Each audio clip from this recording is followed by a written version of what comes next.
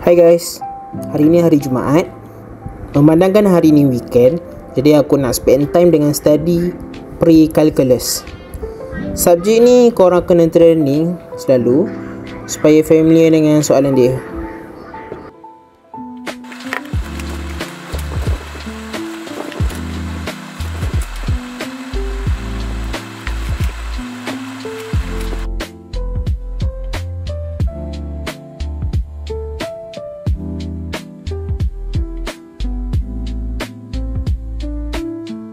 By the way guys, tujuan aku buat vlog ni adalah untuk meningkatkan dua skill, iaitu skill ketika bercakap di hadapan orang dan skill ketika bercakap di hadapan media sosial.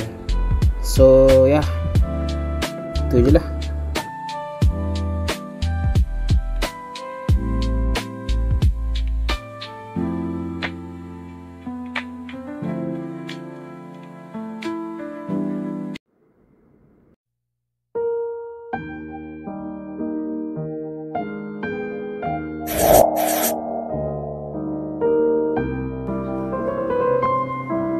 Jadi guys, sekarang ni aku nak bersiap-siap, nak mandi kejap sebelum kita pergi solat Jumaat.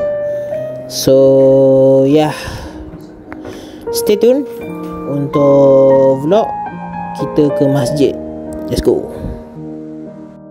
By the way, ni ialah tempat kita orang nak tunggu bas. Jadi setiap hari Jumaat akan ada bas yang akan ambil kita orang untuk hantar solat Jumaat.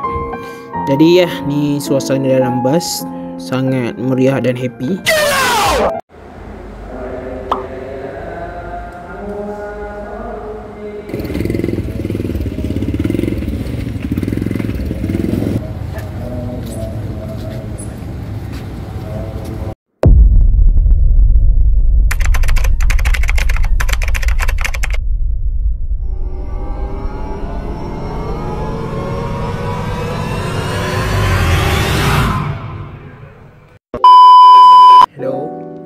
Sekarang ni pukul 8.48 pagi. Jadi lepas ni saya akan pergi ke program Club Fest yang akan diadakan oleh UiTM sendiri. Jadi Club Fest ni bertujuan untuk menawarkan pelbagai kelab yang diadakan dalam kalangan pelajar yang telah diluluskan oleh UiTM. Jadi hope you guys enjoy it for the Saturday vlog. So yeah, let's go.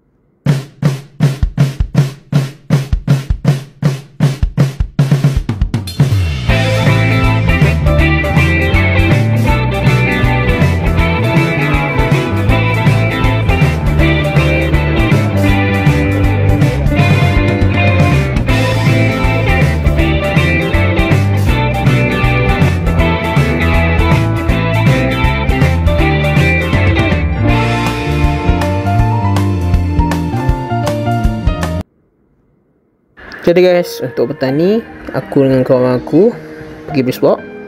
Ni kawan aku nama dia Amin.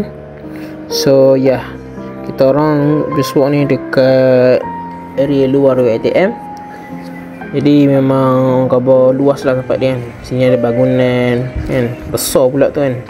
Jadi memang sesuai apa untuk jogging lah.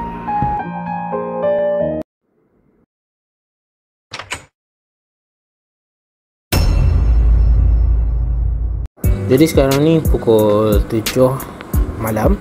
Jadi tak maghrib lagi. Jadi alang-alang tu aku nak beli makanan jap lah dekat warung Cina. Jadi warung Cina ni dibuka 5.30 dan lauk dia ada banyak, ada western, masakan panas. Jadi tepi ni juga ada gerai yang menyediakan masakan panas.